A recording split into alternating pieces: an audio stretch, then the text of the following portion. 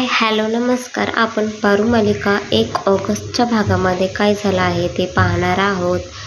सावित्री आत्या पारूला घेऊन जात असते. तेवढ्यात पुढून दिशा येते आणि दिशा म्हणते की काही लाज नाही वाटत का गं? तुला बोललेलं कळत नाही का? मी सांगितलं होतं ना की इथे येऊ नको म्हणून, तरी पण तू आली ना. मग पारू काहीच बोलत नाही, फक्त मला म्हणते मला एकदा आदित्य सरांना बघू द्या.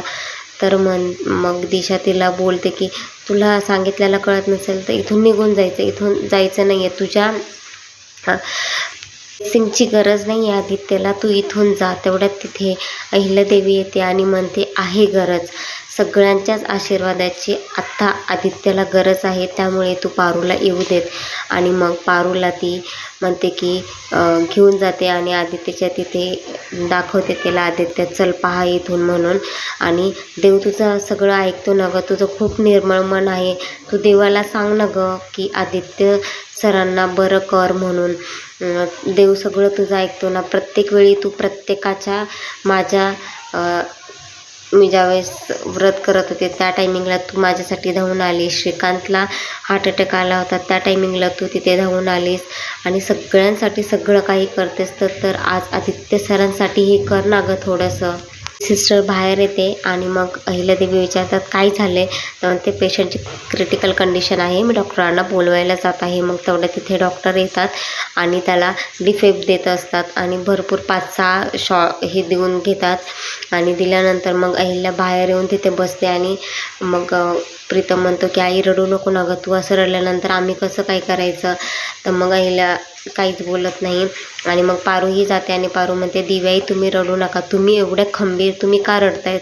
म्हणते मी आतापर्यंत सहन केलं, आता मला असं वाटत होतं माझ्याकडे बघून कोणी रडू नये, पण मला आता सहन नाही होते. त्याला खूप जास्त त्रास होतो आहे आणि खूप जास्त त्रासामधून तो जातो आहे, त्यामुळे मला आता त्याला पाहणं खूप अवघड चाललेलं आहे आणि माझ्या मनाला मी नाही कंट्रोल करू शकत आहे. आणि मग रडायला लागतात. दिशा खाली जाते आणि एका माणसाला बोलवते आणि म्हणते की वेळ मिळाला की लवकर काम करून टाकायचं आणि हे घे पैसे आणि तोंड गप्प ठेवायचं. आणि मागे बघते तर तिथे तिला दामिनी दिसते आणि दामिनीला म्हणते तोंड बंद ठेवायचं हां. तर मग ती बोलते तू तर डायरेक्ट माणसाला पोचवायलाच निघली आहेस, मला वाटलं होतं थोडीशी तरी तुला असेल म्हणून. मग दिशा म्हणते मी काहीही करू शकते, मी एकदा ठरवलं ना मला हे पाहिजे आहे की मी त्या गोष्टीसाठी मी कुणालाही मारू शकते, काहीही करू शकते, इवन तुलाही मी मारू शकते. तेही एकदा गेला ना की हे होल एम्पायरची एकुलती एक मालकीण मीच असेल असं म्हणते. मग अहिल्याचं एकदम लक्षात येतं की ते सुरक्षा कवच. मग ती श्रीकांतला म्हणते कुठे गेलं रे ते सुरक्षा कवच जे होतं आत्तापर्यंत ते अचानक. आणि पारूला लक्षात येतं मंगळसूत्र आणि मग ती खाली जाते आणि तिथे म्हणते की मी मंगळसूत्र काढलं म्हणूनच हे झालं आणि तुम्ही म्हणला होता तुझ्या जे मनात आहे ते काही करू नको, तरीही मी सगळं काही केलं आणि हे सगळं माझ्यामुळं झालेलं आहे. आणि तिच्याच मागे सावित्री आत्याही आलेली असते आणि सावित्री आत्या म्हणते की बाळा ते मंगळसूत्र तू कुठं काढलंस? ते म्हणते मंदिराच्या साईडला एक झाड आहे तिथं काढलेलं आहे. आणि मग सावित्री आत्या म्हणते की हे सगळं माझ्यामुळं झालेलं आहे, मला तुझं मंगळसूत्राचं महात्म्य कळलं नाही. आणि पारू म्हणते नाही तसं काही नाही आहे, मलाच माझ्या मंगळसूत्राची पावित्र्यता जपता नाही आली म्हणून तर हे सगळं काही झालेलं आहे.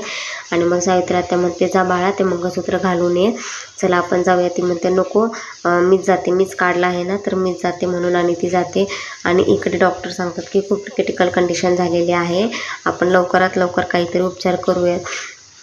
मग अहिल्या म्हणते की डॉक्टरांनी सांगितलेलं असतं की आता फक्त तुम्ही देवालाच प्रार्थना करू शकता. आणि मग अहिल्या म्हणते की डॉक्टरांनी सांगितलं आता देवाला प्रार्थना करायची, मी देवाशीही भांडेन आदित्यसाठी आणि देवाला त्याला नेण्या अगोदर मला आईशी भांडावं लागेल, त्याच्यासाठी मी काहीही करू शकते. आणि मी देवाला म्हणणार की आदित्यला सगळं सुखरूप घरी येऊ देत म्हणून. इथेच एपिसोड संपतो. अशाच अपडेटसाठी चॅनलला लाईक शेअर सबस्क्राईब